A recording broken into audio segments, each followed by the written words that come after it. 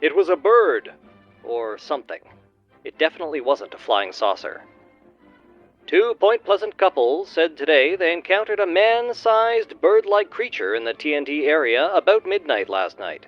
Sheriff's deputies and city police went to the scene about 2 o'clock in the morning, but were unable to spot anything. But the two young men telling their story this morning were dead serious, and asserted that they hadn't been drinking. Steve Millette, of 3305 Jackson Avenue, and Roger Scarberry, of 809 30th Street, described the thing as being about 6 or 7 feet tall, having a wingspan of 10 feet, and red eyes about 2 inches in diameter and 6 inches apart. It was like a man with wings, Millette said. It wasn't like anything you'd see on TV or a monster movie. The men and their wives were in Scarberry's car between 11:30 p.m. and midnight when they spotted the creature near the old power plant adjacent to the old National Guard Armory buildings.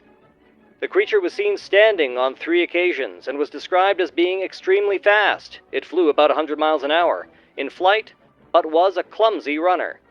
Deputy Millard Halstead said he had seen dust in the vicinity of a coal field, but it could have been caused by the bird, he said. I'm a hard guy to scare, Scarberry said, but last night I was for getting out of there. They did just that, but the thing followed them. They said it was hovering the car, apparently gliding, until they reached the National Guard Armory on Route 62. We went downtown, turned around, and went back, and there it was again, Millette said. It seemed to be waiting on us. He said the light gray-like creature then scurried through a field. It had also flown across the top of the car. It apparently is afraid of light, Millette reasoned. And maybe it thought it was scaring us off. The young men said they saw the creature's eyes, which glowed red only when their lights shined on it, and it seemed to want to get away from the lights. They said it looked like a man with wings, but that the head was not an outstanding characteristic. Both were slightly pale and tired from lack of sleep during the night following their harrowing experience. They speculated that the thing was living in the vacant power plant, possibly in one of the huge boilers. There are pigeons in the other buildings, Millette said, but not in that one. If I'd seen it while by myself, I wouldn't have said anything, Scarberry commented. But there were 4 of us who saw it. They said it didn't resemble a bat in any way, but maybe what you would visualize as an angel. The last time they saw it was at the gate of the C.C. Lewis farm on Route 62. They heard a sound like wings flapping, and they said the bird rose straight up like a helicopter. This doesn't have an explanation to it, Millette said. It was an animal, but nothing like I've seen before. Are they going back to look for the creature? Yes, Millette said. This afternoon and again tonight. Today, Scarberry said. But tonight, I don't know.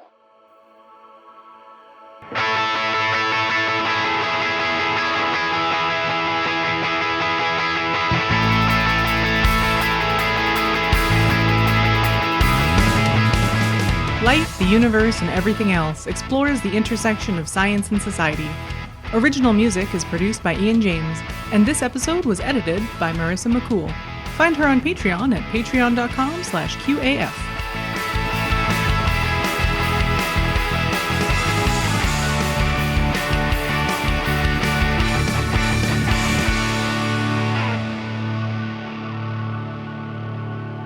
My name is Jem Newman, and with me today I have Ashlyn Noble. Hello. Lauren Bailey. Hi there. And Laura Creek Newman. Hello. Today we are once again talking cryptids. I opened the show with a clipping from the Point Pleasant Register out of West Virginia, which was published Wednesday, November 16th, 1966. The article, headlined, Couples See Man-Sized Bird, ellipsis Creature, ellipsis Something, details the first sighting of the creature that would come to be called the Mothman.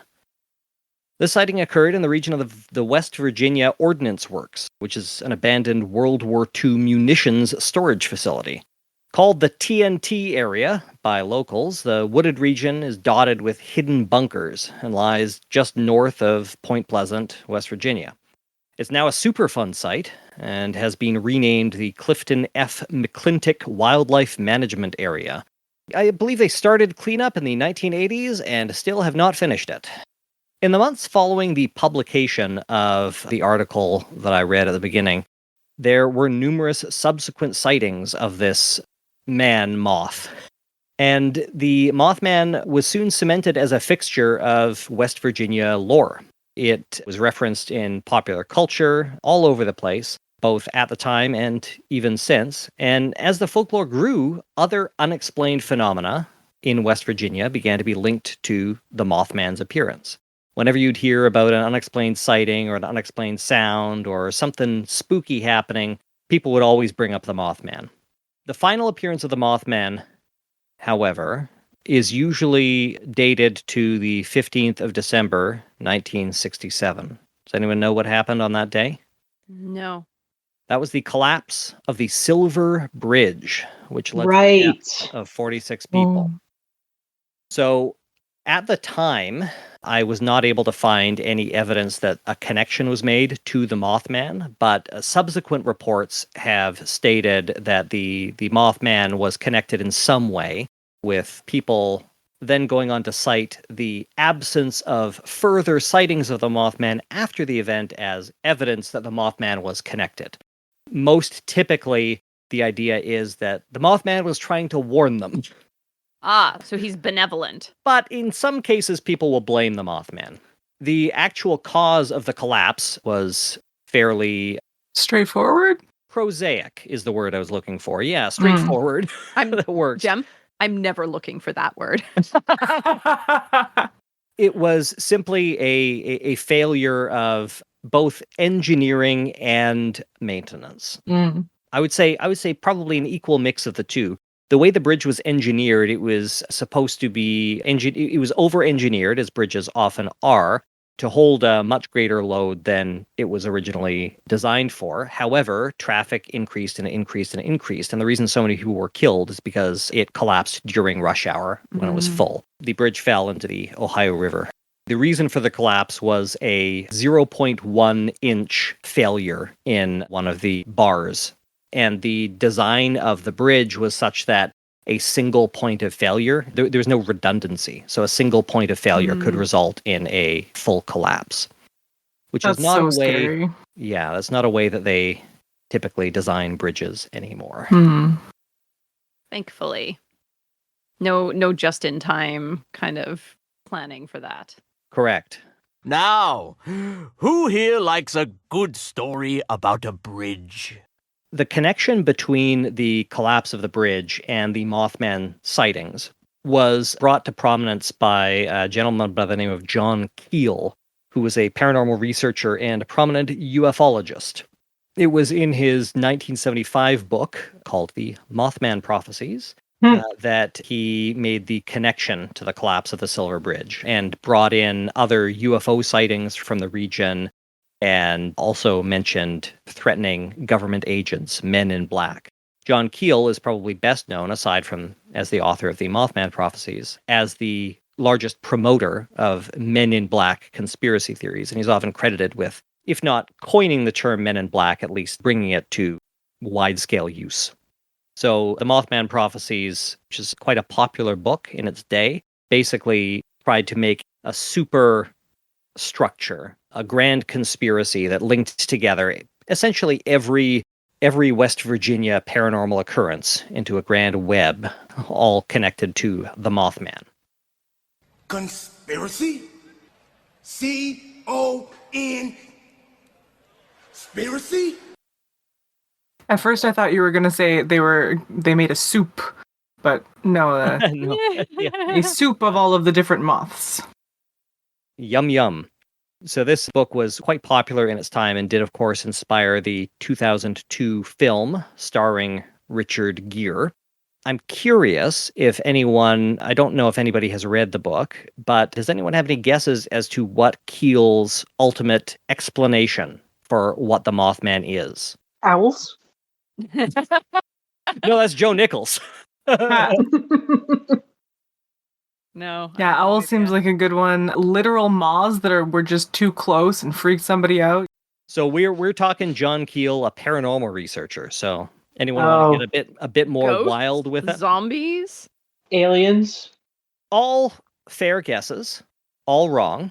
It's quite simple, really. The Mothman, like other UFO phenomena, is a hallucination produced by ultra-terrestrials, as they attempt to interact with our dimension from their dimension. Oh, so simple. Oh, geez. They also appear to be giving us premonitions, spooky sensations that warn us about future events, like bridge collapses. That part is a little bit less clear. But that's kind of the overall theme of the book. Keel was he was a member of the Fortean Society, and he was despite being a ufologist, was very quick to denigrate those who thought that UFOs were extraterrestrial spaceships. Instead, he believed they were ultra-terrestrial projections. So visual phenomena produced by the interactions between the dimension that we inhabit and perceive and the adjacent dimensions in which other ultra-terrestrial beings It's a exist. real multiverse situation going on here. Cool story, bro. Yeah. There is some evidence as well that the book, try to contain your amazement, that this book may have been embellished somewhat. There is a 2002 Skeptical Inquirer piece by John C. Sherwood that evaluated some letters that had been written between Keel and Gray Barker, another UFO researcher, during the period of the book's writing. And it seemed that there were significant differences between what Keel wrote at the time, the phenomena he was reporting and his explanations therefore, and then what he eventually wrote in the book. So even his own contemporaneous accounts of these paranormal, spooky goings-on were not consistent with what he eventually published. I mean, clearly some editor was like, yeah, dude, this isn't going to sell enough copies. Anything to jazz it up a little? Yeah, exactly. I'm looking for something a little more jazzy. You want me to put in a drum solo? So remember that the collapse of the bridge was December 15th, 1967. The original sighting was November 16th, 1966. So this Mothman phenomenon lasted just over a year. So the original sighting was in 66, November 16th. Would you believe that a plausible explanation was printed in the very same newspaper 3 days after the event? I Yes, I yes, I believe would. that. So the headline of that article was, "That Mothman, would you believe a sandhill crane?" Oh, yeah. The red eyes, right. Dr. Robert Sorry, L. Jim. Smith, Associate Professor of Wildlife Biology in West Virginia University's Division of Forestry, told Mason Sheriff George Johnson at Point Pleasant that he believes the thing, which has been frightening people in the Point Pleasant area since Tuesday, is a large bird, which stopped off while migrating south. "From all the descriptions I've read about this thing, it perfectly matches the sandhill crane," said the professor. "I definitely believe that's what these people are seeing." Look at that wingspan. Mm-hmm. Look at that weird, not super prominent head with those big red spots that look like eyes. That is a sandhill crane. However, this isn't the only plausible explanation. Other investigators have proposed that the great blue heron is a more likely culprit, because it, again, has a large wingspan, but its typical migratory pattern brings it a little bit closer to West Virginia on a regular basis. And as Lauren alluded to earlier, or was it Ashlyn? Skeptical investigator Joe Nickel favors the barred owl as the explanation. Now, when you bring up the possibility that an owl was involved in these sightings, people are quick to point out, well, owls don't tend to be 7 feet tall. And he's 7 foot tall, and you can't teach that. And I would propose that owls tend to Be in trees? which are, in fact, sometimes 7 feet tall, even larger occasionally. And that when you're running around in the dark with a flashlight and you see the red light reflect off of an owl's eyes, you might be spooked into thinking that this large thing in front of you is a single being rather than an owl perched in a tree. The red eyes are certainly the easiest thing to explain, as just about anything with a retina and dilated pupils will have red eyes when you shine a light into it, which is exactly what they reported, if you recall, in that article that I read off the top. They Right. only glowed red when they were shining their light in it. That's called the red reflex, It's also called the red eye effect, but in medicine, we call it the red reflex. Reflex just meaning reflection. And it's very important in pediatrics to make sure people don't have juvenile cataracts or various eye cancers, etc. This is the same explanation that's for the Hopkinsville Goblin case, or the Kelly Green Men case. They thought it was aliens running around the roof of their houses, and they went outside with the flashlights, and it was big owls. This was the Little Green Men, starting in 1955. Yeah, I wish somebody had told that to that girl from No One Will Save You. Would have saved her a lot of trouble. So the Mothman, of course, had a lasting impact on West Virginia, mostly in the tourism industry. And in the podcast industry. And in the podcast industry. It is a fun, kind of zany story. It's something a little bit different. And sightings are still happening. There is one in 2016 where a photograph was published by an anonymous man who was driving on Route 2 in Mason County that purported to show a Mothman, and one of the photos just looks like a silhouette of an owl. The other photo that was published with it kind of actually does look like a weird Mothman, but then you realize, no, it's just an owl, like, carrying a snake in its talons. We'll link to those in the show notes, but it is cool how if you're primed with Mothman, you'll see, oh yeah, that looks like a weird Mothman. And then if somebody's like, no, it's an owl carrying a snake, you're like, oh, no, that's definitely an owl carrying a snake. So that is the Mothman. It is one of the enduring modern urban legends in the United States. It's a fun story. It is an extra-dimensional projection, apparently, presumably much like Bigfoot.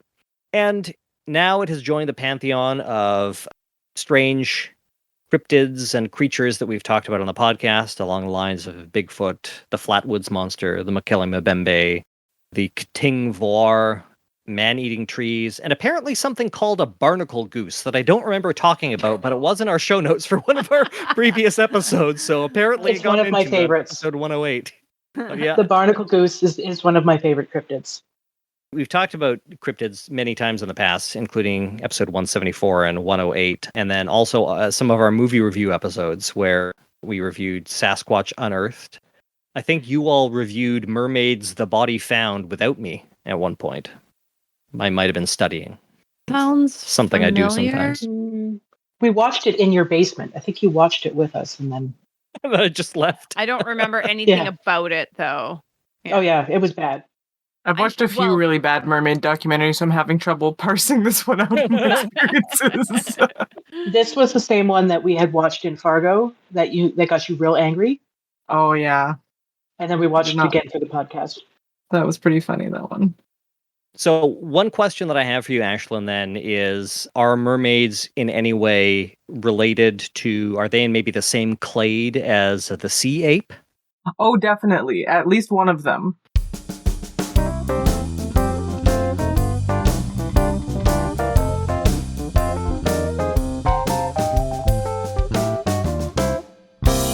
Georg Wilhelm Steller was born in 1709, and because it was 300 years ago, he became a botanist, zoologist, physician, and explorer, all before the age of 37, when he died of a fever. I was about to say something to aspire to. But it was Talk about the bleak. 1700s, so he did not reach it. He did not reach 40. So there was this huge expedition funded by Russia called the Great Northern Expedition. Well, eventually it was called the Great Northern Expedition because it achieved a whole bunch of stuff, but it was called at the time the Second Kamchatka Expedition, which is much less grand sounding. Over the course of this expedition, Russian explorers mapped most of the coast of Siberia and some of North America, and this included Europeans reaching the Aleutian and Commander Islands for the first time.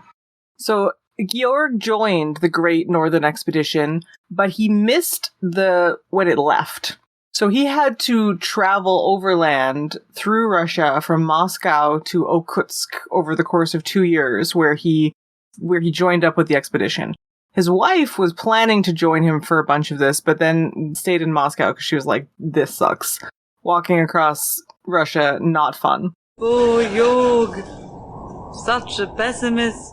Oh my god, Shocker, walking, right? like through Siberia in the winter. in 1700. Yeah. Oof. So during this expedition, which was miserable, Steller described and named dozens of species, and he does not seem like he was a very creative person. Some of his creatures include Steller's sculpin, which is a fish, Steller's jay, Steller's eider, Steller's sea eagle, Steller's sea cow, and Steller's sea lion. He named an entire genus of plants, Stellera. He also named a mineral. Guess what he called it? Stellarite. It is in fact stellarite. Got it in one. So at one point in this super epic journey, this guy sees a new creature, which I guess wasn't that exciting, except apparently he didn't get to leave the boat, like, basically ever.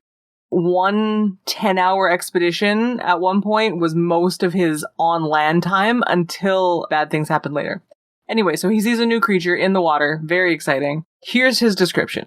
The animal was about 2 L's, that's about 6 feet long. The head was like a dog's head, the ears pointed and erect, and on the upper and lower lips on both sides, whiskers hung down. The body was longish, round, and fat. The skin was covered thickly with hair, gray on the back, reddish-white on the belly, but in water it seemed to be all red and cow-colored. And he called it Steller's sea ape. It just looks like me in the water. Oh. If I told you that I saw a creature in the water with a dog-like head and big whiskers and a longish, fat, furry body, what would you think I saw? A walrus? No. It's a good one. The teeth are missing, which seems like kind of an important feature. An otter. An otter?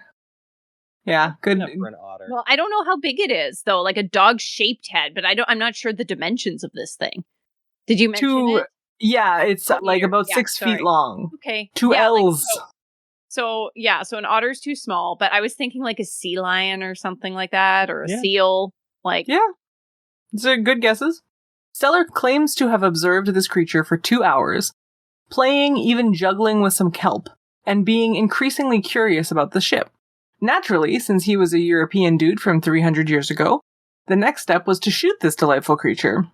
The first of its kind he'd ever seen, and bring it home. He either missed or shot twice and only wounded it, after which it swam away, never to be seen again. Shit like this is why Steller's sea cow, a real creature which existed and was described on this expedition, only lasted 27 more years after this before being declared extinct. Which Steller's sea cow was a dugong, so very closely related to manatees, in fact. So for such a shaky description of a creature that so obviously resembles creatures Steller later described himself on the same expedition, this thing had a lot of scientific time devoted to it. It has had 4 different classifications. Simia marina, Siren cynocephala, Trichechus hydropithecus, and Manitus simia. 4 different binomial names this thing has acquired. But why simia? Why simian? It sounds nothing like an ape. Yeah. Because that's how it was described, and we're sticking with it, I guess. Who knows? We just have to trust him on this one, I guess. Yeah. Like, the description that you gave, it does not sound ape-like. Not at all. But I mean, we name bugs and other things after other animals all the time if they remind us. Like, there are plenty of blue beetles named for peacocks and stuff like that. Sure. Okay. Fair. Just don't have enough whimsy. Yes, that is apparent. I really enjoyed this description of ancient science drama with all of these name changes. In 1815, a German zoologist also described it as a manatee and gave it the name Manitus simia. This work in particular was later called a, quote, worthless conglomeration of Sirenian and cetacean species by an American mammologist, with new species, quote, listed for seemingly no reason without description or justification. Wow. Very, very shady. So back to what it actually is. Steller later described both Steller sea lions and northern fur seals in the Commander Islands. Northern fur seals have external ears. Juveniles exhibit playful behavior towards boats, like what Steller observed, and sometimes swim with their front legs tucked in. the most probable explanation, or they could have met with a congenitively malformed one. In addition, females have a similar coloring to his description with reddish-white bellies and gray backs, and their sort of front flipper arm dealios are set quite far back. So, especially because Steller didn't even really say it was armless, he just said he didn't observe arms. They were probably just held back and didn't see them. This thing gets more and more ape-like with every additional description. Apes famously known for no arms. Girl, you ain't got no arms. I'm not gonna let this go, I'm sorry. Here's where the ape thing comes in, I think. Oh, maybe. okay. One explanation that is probably purely made up internet garbage, but is funny, is that the creature was never intended to be taken seriously. According to this theory, the sea ape never appears in official reports, only in the book of sea life that he wrote while stranded on an island where everyone around him died of scurvy. Oh yeah, so there was a big shipwreck on this expedition. You did say you did foreshadow something earlier. I did say there was bad stuff coming.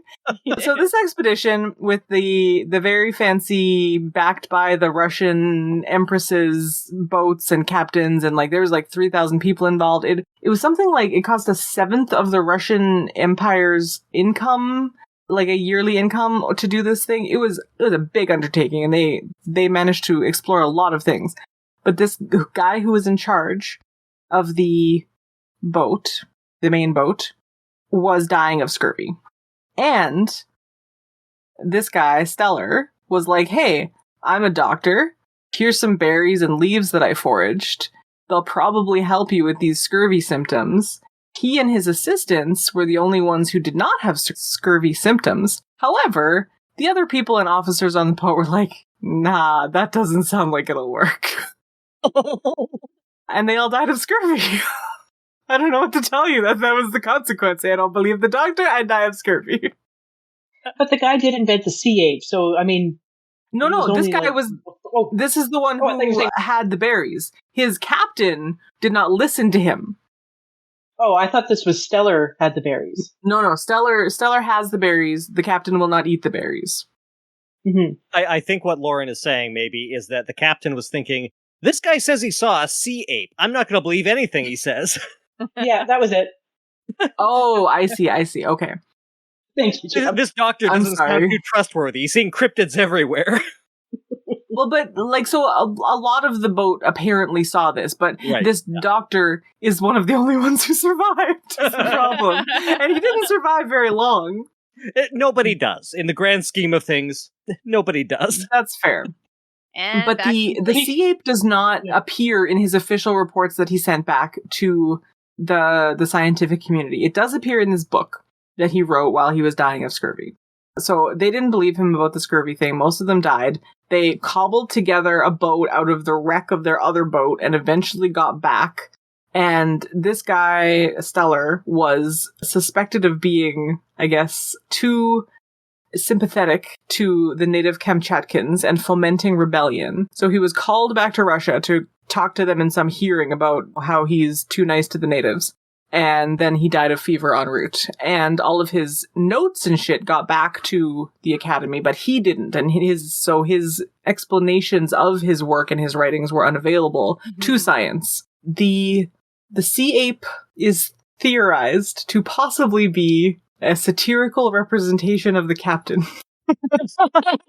Because the sea ape bore a certain superficial resemblance to the doomed Captain Bering, and to Steller's description of the captain in his notes. So big whiskers, reddish hair, long fat hairy body. But the main evidence that people use seems to be the name that Steller proposed initially. Which, this could be evidence that the whole thing was made up, but it could also just be, haha, found a funny animal, gonna name it this. It's not just Simia marina, but Simia marina danica, the Danish sea ape. And there was only, the theory goes, one Dane upon this ship.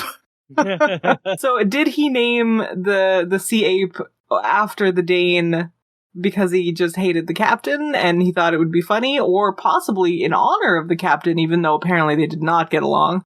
Or was it entirely made up?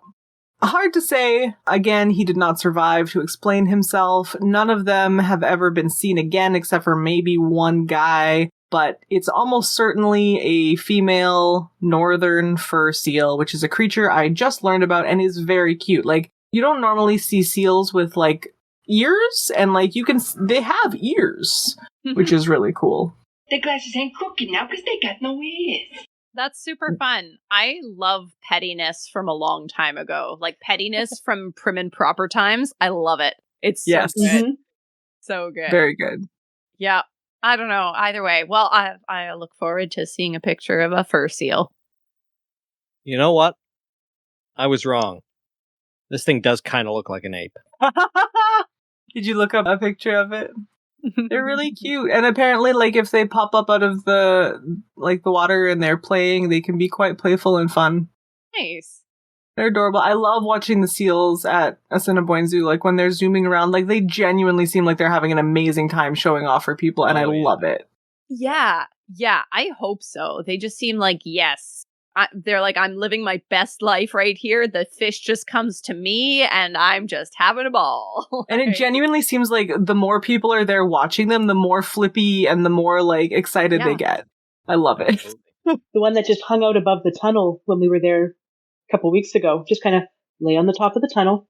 I want to snuggle them all. Yeah. Yeah, they're super fun. We actually have a Steller's sea eagle at the zoo. Yeah, yeah. They're huge and scary. I was like, yeah, they are huge. They're beautiful though, and quite different from from the bald eagles and such around here. Mm-hmm. Yeah, but yeah, they look like they could screw you up. Yep, that beak, that curved beak, like no thanks. Nope. You just stick to fish, buddy. And the Steller's jay is really beautiful. Apparently the Steller's jay is one of the only things named for Steller that's not, like, on the brink of endangerment, though. So it's apparently a joke that being named after him is bad luck. So we could just call this Bleak Cast. Statement that is always relevant, I think. Yeah, that's true. Not confined to this episode. LUEE, the bleakest cast. I had a really fun time researching this one and researching more into Steller's life and this shipwreck and all of this drama. He died at 37 and he did all of this. That just, like, blows my mind. But whether the sea ape was a seal or a satire may never be known, since, as mentioned previously, he discovered a zoo full of animals and then died younger than most of us at this table. So one cryptid entered into the record, probably not that big a deal. There's been worse things, I think. Yeah, worse crimes have been committed. And he tried to help those people with berries, and they just would not. That is something, right? Eat the berries. These guys aren't dying. Maybe you should do what they're doing.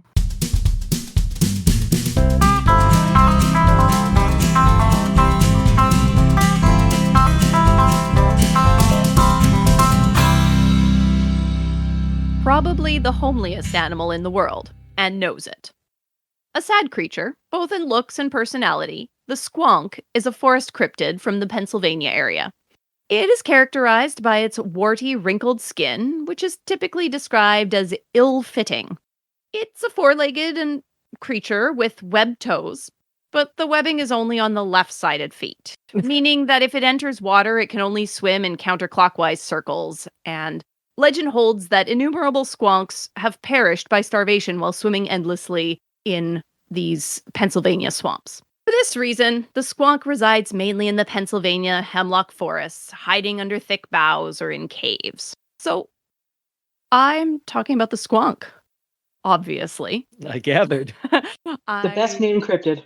The best named cryptid of all. The squonk is said to be of low intelligence and in constant despair over its appearance.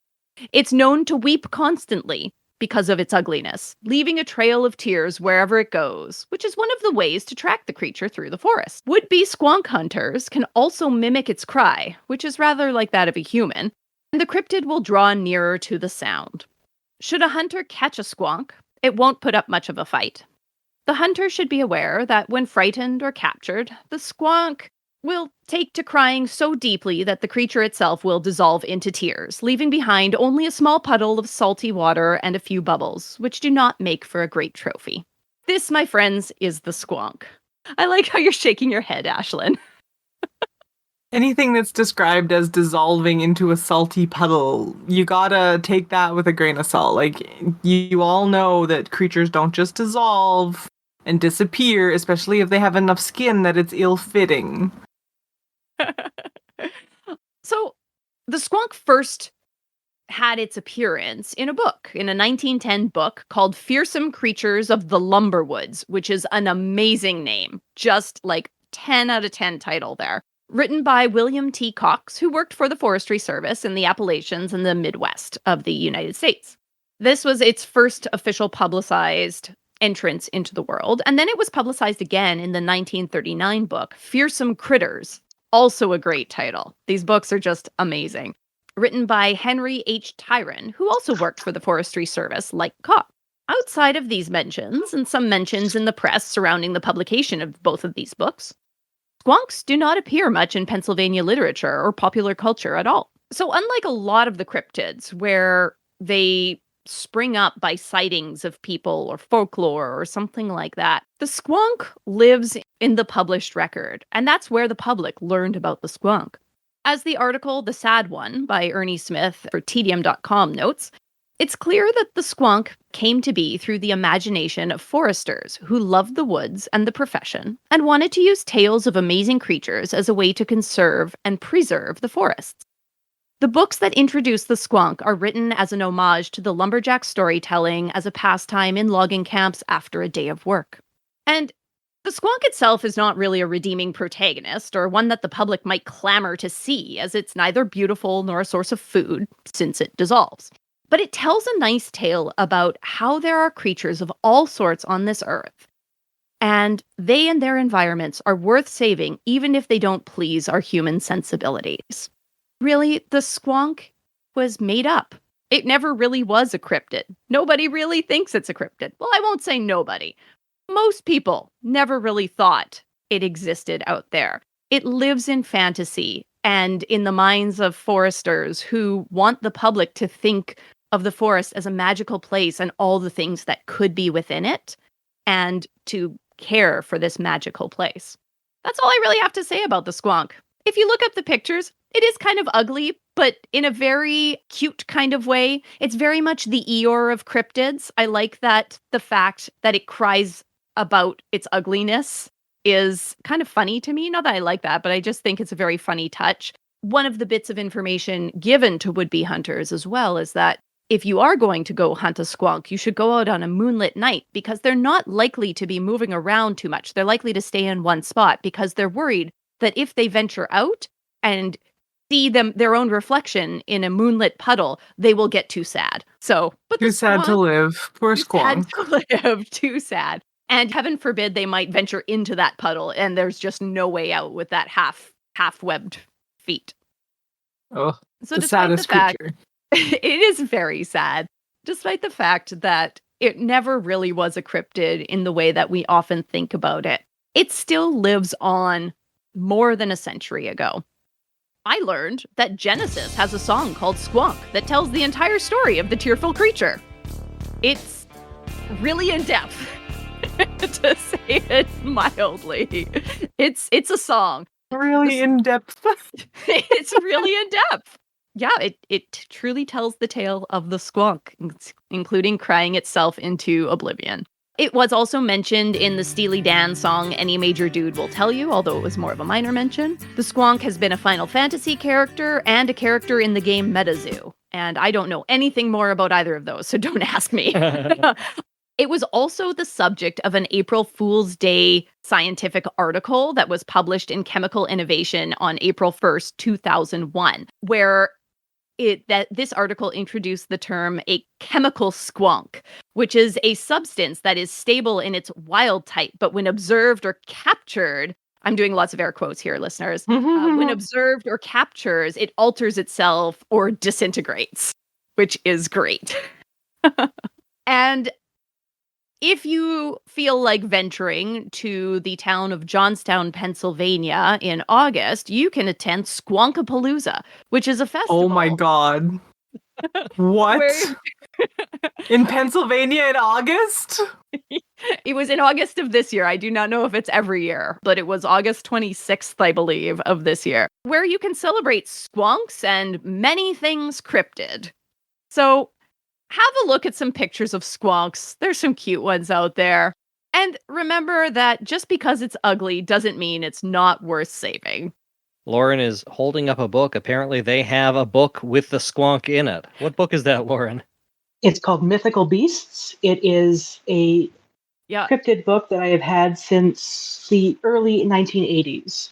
So that one's interesting because that one very much looks like some kind of Gila monster axolotl cross there.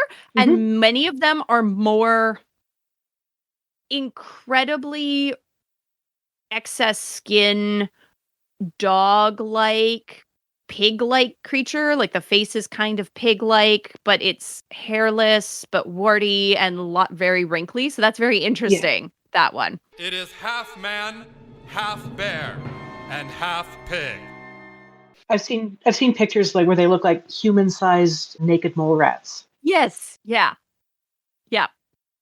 I really like those old kind of woodcut style line drawing images of the squonk. Yeah.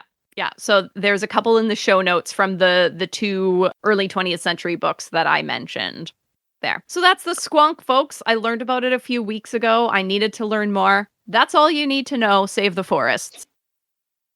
I need you all to know that at Squonkapalooza, there was a squonk compliment contest.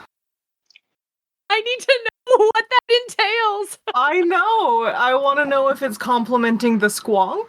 Do you have to come up with creative ways to tell the squonk it's beautiful despite what it thinks of itself? I love that. I'm in for it. Yeah.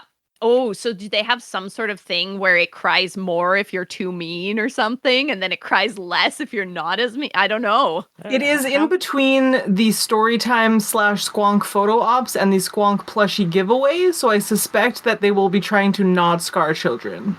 It is the first cryptid that I've ever heard of with clinical depression. Ha! Yeah. I was going to say that knowing what I know about, me, if you complimented the squonk, it would make it even worse. Yeah, you should just, toss it some escitalopram. Probably make things a little bit better, maybe. That is all. Okay, but what sound does it make? Does it, like you said, it sounds like a human. Does it say squonk? Squonk sounds so much like an onomatopoeia. That has to be the It should be like a Pokemon. It should go squonk squonk, right? Yeah, no, definitely. it doesn't. It doesn't. It cries and it sounds like kind of like a human crying, and then also like the snee, which I think is another cryptid. So it none of the articles say anything about it making a squonk sound. That's sad. It is sad. Maybe that's the sound it makes when it dissolves. Squonk.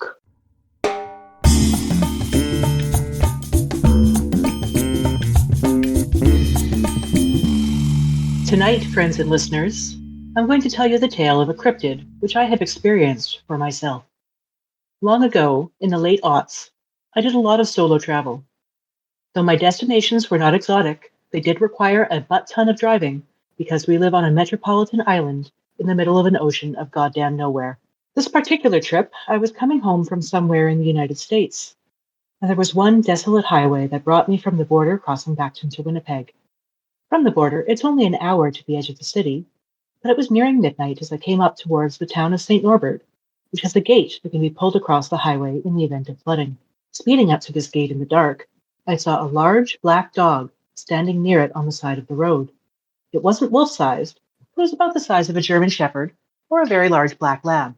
I slowed my car a little bit because I didn't know what it would do, and without warning, it darted into the road right in front of my little Honda Civic. Being the only car on the road, I swerved and pressed the brakes, but I knew in my heart that it was too late. My car came to a screeching stop on the shoulder, and I put it in park and hopped right out.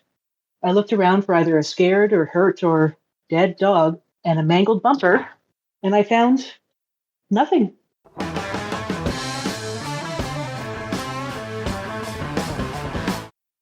No dog, no blood, no evidence at all, except a bit of burned rubber on the pavement. After a thorough search, I got back into my car and proceeded cautiously and very much wide awake, home.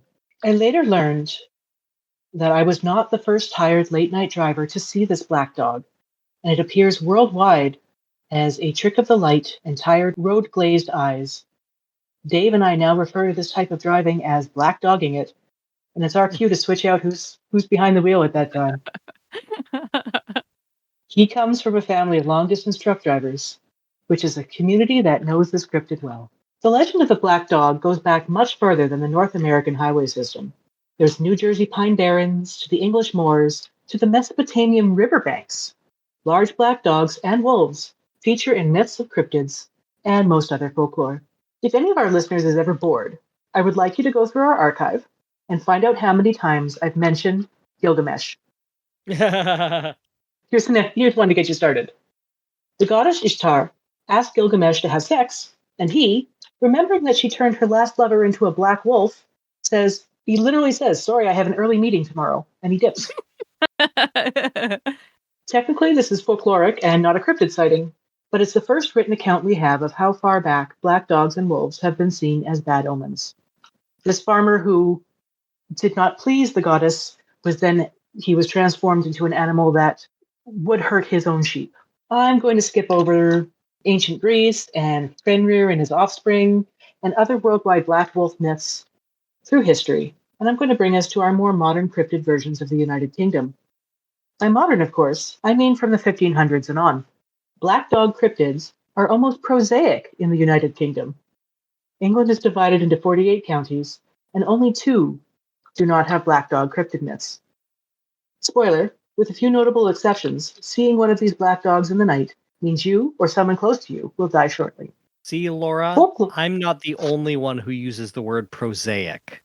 It surprises me 0% that Lauren also is searching for that word at times and uses it, okay? Oh, they came up with it without searching, to their credit. Folklorist Mark Norman has written an intense survey of over 700 UK black dog cryptids in his book, aptly titled Black Dog Folklore. I'm not that intense, so I'm just going to hit a couple of the high points. The black shuck is a ghostly black dog that roams western England. It is sometimes an omen of death, but sometimes it's also a protector. The name shuck comes from the Old English word skuka, which is devil or fiend, and it's perhaps from the root word of skuh, which is to terrify. The first mention in print of black shuck is by Reverend Taylor in the 1850 edition of the journal Notes and Queries, which describes Shuck the dog fiend as, "This phantom I have heard many persons in Norfolk and even Cambridgeshire describe as having seen as a black shaggy dog with fiery eyes of immense size, and who visits churchyards at midnight." Before that, Abraham Fleming's account of an appearance of a strange and terrible wonder, spelled with a U, in 1577 in Bungay, Suffolk, is a famous account of this black shuck, and the dog has worked its way into local folklore, histories, and more recently, of course, merchandise. Fleming's account stemmed from a sighting at the churches of Bungay and Blyberg in Suffolk. On August 4, 1577, the black shuck is said to have come in through the doors of the Holy Trinity Church to a clap of thunder. He ran up the aisle past the huge congregation, and he killed a man and his son, and caused the church steeple to collapse through the roof. As the dog left, he left scorch marks on the northern door, which can be seen at the church to this day. Sounds more like ball lightning to me, but an interesting part of this tale is that the archaeologists working on the ruins of Leston Abbey in East Anglia, so in the same area, they've excavated a skeleton of what appears to be a huge dog that would have weighed about 200 pounds, and they say stands about 7 feet tall. And you can't teach that! I don't believe that. This massive beast was buried in a shallow grave in the abbey, and it may have been placed there around the same time as this most famous phantom black dog story was reported, so around the late 1500s. Most accounts of the black dogs across the United Kingdom are very similar, except a few where the cryptid in question helps the traveler or saves the local from a terrible fate at the hands of other people. Usually that comes with a moral tale of being nice to dogs. And whatever you think of me, you should know that your boyfriend, he hates old people, he hates children, and he hates dogs. But usually the black dog either chases or mauls or destroys. If you hear one howl 3 times, someone close to you has either just died or will die in the next week. Hedging some odds there. I feel Fictionally, like go ahead. back in the day that was one of those like, oh, within 2 weeks of a full moon things because people died a lot more often. Yeah, Sorry, that's I would really agree. dark. If we're looking fictionally, the most memorable black dog is, in England, The Hound of the Baskervilles. Jim gets it in one. Hound of the Baskervilles by Sir Arthur Conan Doyle. The titular hound is haunting the head of the Baskerville family, apparently killing them. And Conan Doyle based the story on the legend of Richard Cable of Brook Hall, which is in Devonshire. Cable was what in those days was described as a monstrously evil man. And that's a quote. He gained this reputation, among other things, for immorality and having sold his soul to the devil, which could give him immortality. There was also a rumor that he had murdered his wife, Elizabeth Thowell. In July 1677, he died and was buried in the sepulchre. The night of his interment saw a phantom pack of hounds come baying across the moor to howl at his tomb, because Richard Cable was a noted hunter. So from that night on, he could be found leading this phantom pack of dogs across the moor, usually on the anniversary of his death. If they were not out hunting, they would be found around the grave howling and shrieking. To try to lay his soul to rest, the villagers built a large building around his tomb, and then, after that didn't work, they placed a huge rock slab on top of it. They were sealing him into that tomb. Our black dog cryptid is, as I inferred in my intro, international. Apart from roaming the moors, they hang out on the sides of roads and look for sleepy drivers to scare the crap out of. Like me. The black dog on the roadside appears as a warning to sleepy drivers to get off the road as soon as possible, because danger is coming. Supposedly, when a trucker has been driving too long, the black dog will run in front of the truck before disappearing, as happened to me, and the sudden shock causes the driver to become more alert, as happened to me. The legend continues that the black dog belonged to a trucker who met an untimely end after falling asleep at the wheel, and his dog now appears to warn others of danger. However, these accounts are most likely due to hypnagogic hallucinations. We've talked about hypnagogic and hypnopompic hallucinations before. These are the harmless hallucinations that bracket sleep. Well, harmless if you're safe in your bed and not driving a large vehicle. These black dogs serve the same functions as the ancient ones. They scare you enough to wake you up and hopefully get you somewhere safe before you continue your travels. Very interesting. It is always interesting when it's similar types of things. Why does the brain do that? Like, I can see how it would be really easy for people to say, like, see, it is real. It is a real thing. Why would all humans across the globe and time experience this? It's like, well, we all have human brains and that are kind of constructed the same way. So, and there are dogs on every continent. Wherever humans have gone, they brought dogs with them. Yeah, they're incredibly popular, and dogs are useful but also kind of dangerous. So yeah. So it's just very interesting. Like, it is an interesting example. Like, here we could explain or give plausible things, but at the same time, it's really cool when it's like, yeah, why isn't it like cranes in one place and snakes in another, or I don't know, like bears or whatever, right? I really wanted to go deeper onto this when I was researching, but I didn't have the time. So those are all things that I would love. I'm sure somebody else has researched a lot as to why our brains all do the same thing. There's even a phenomenon about it that's like black cats, black dogs are the last ones to be adopted. And people appear more afraid of black dogs than of similar dogs of any other color. Interesting. Yeah. Huh. I wonder if that has anything to do with the fact that when it is dark, it is harder to see those animals. Like, it just is the pure black ones. Yeah. And I mean, there's always the folklore of black dogs and black cats or minions of Satan and all sorts of other disgusting things that we put on these poor defenseless animals all through history.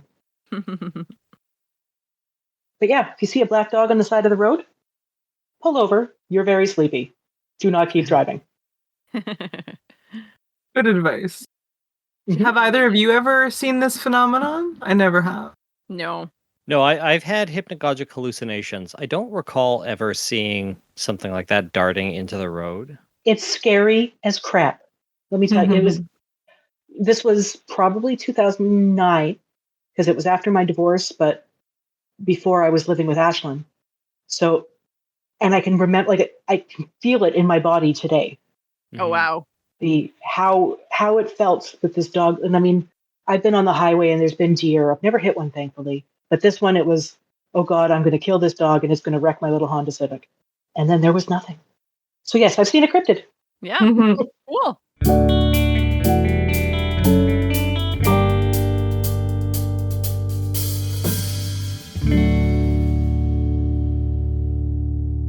Maybe I should say, very nice. Does anyone else have something nice? I didn't come up with a specific thing. Today, Laura and I took the kids to the No Space for Hate counter protest here in Winnipeg at the Legislative Building. The purpose of the protest / party was to sort of show support for specifically trans youth who are being targeted throughout the world constantly, but specifically to counter the, what do they call this march? The Million Parents March, something like that? Yeah, I don't remember exactly. 5 angry guys in a Chevy.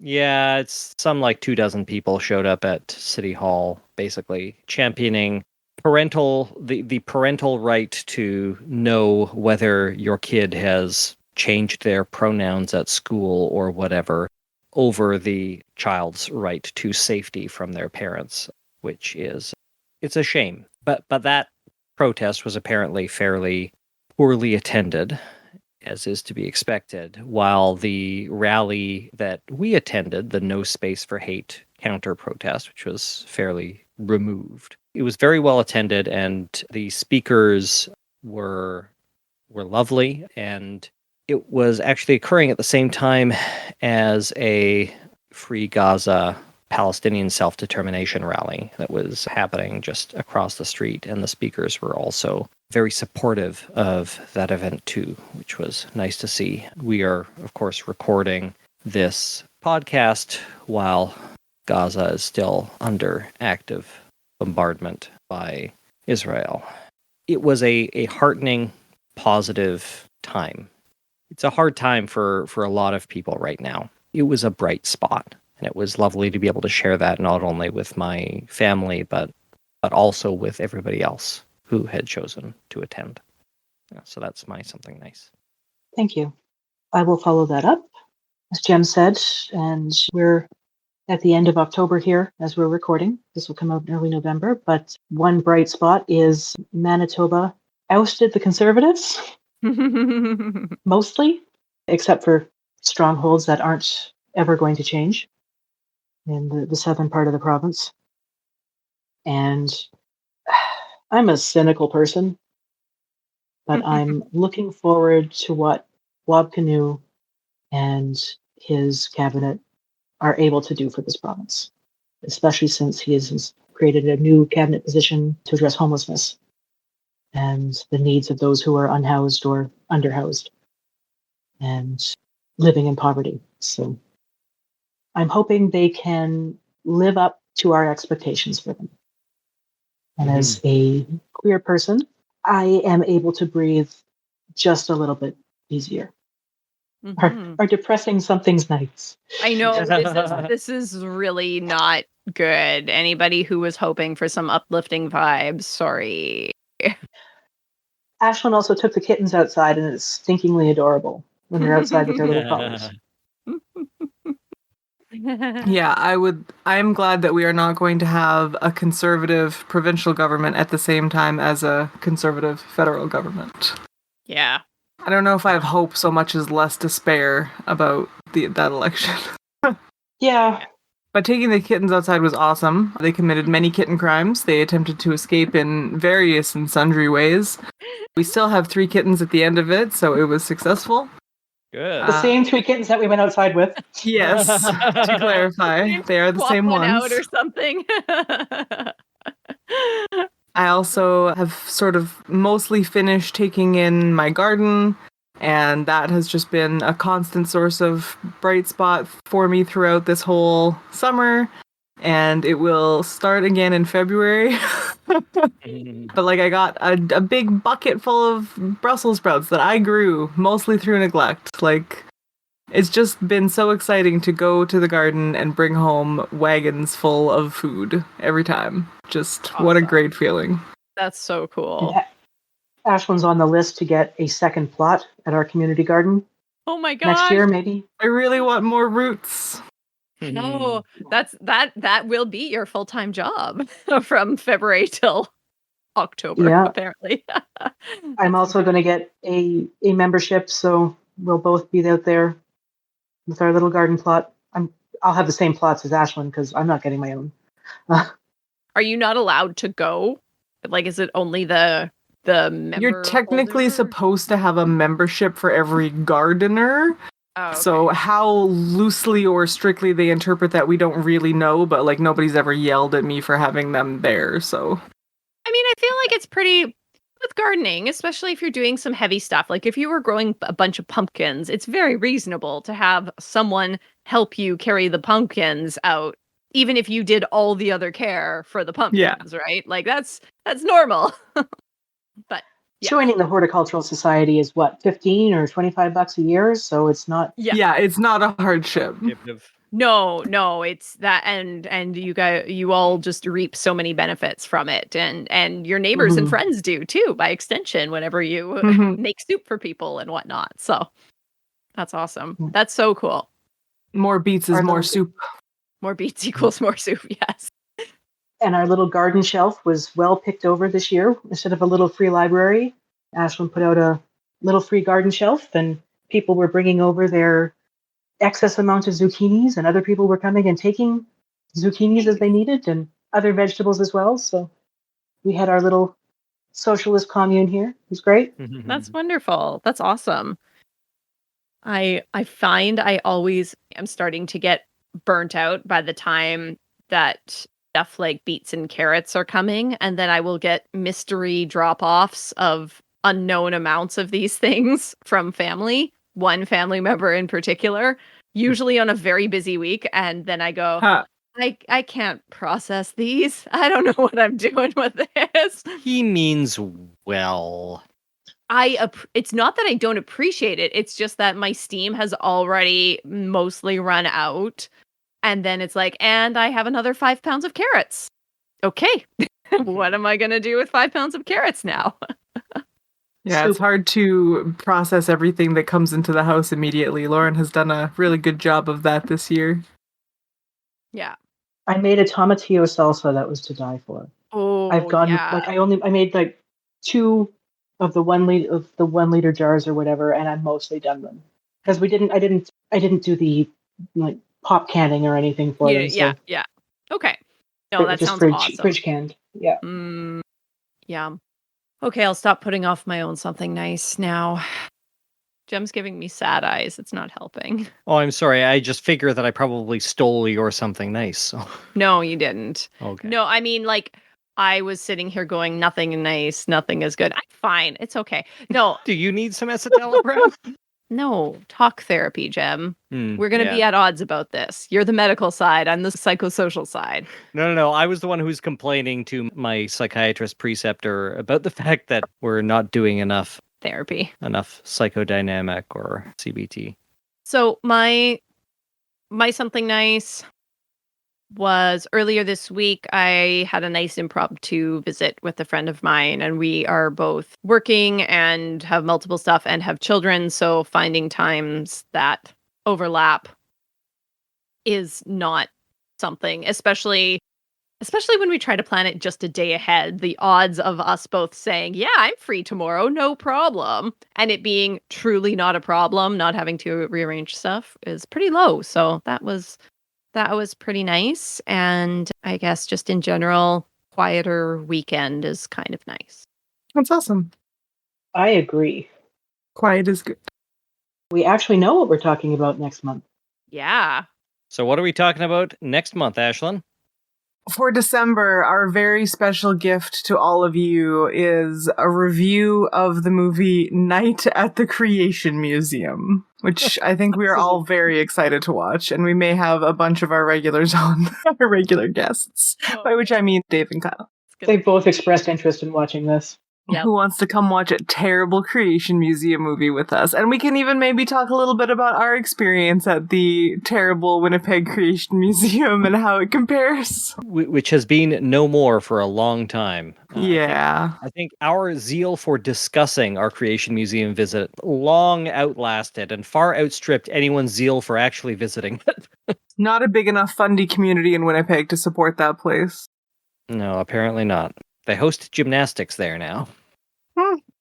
As opposed to the mental gymnastics they were doing before. Okay, on that note, thanks for joining me tonight, everybody. Good night, everyone. Good night. Good night.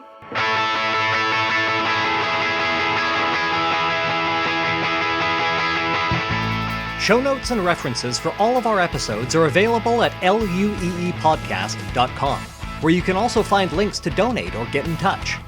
If you'd like to support the show, the best way to do that is with a review on Apple Podcasts, or wherever else you found us, or by sharing this episode with a friend.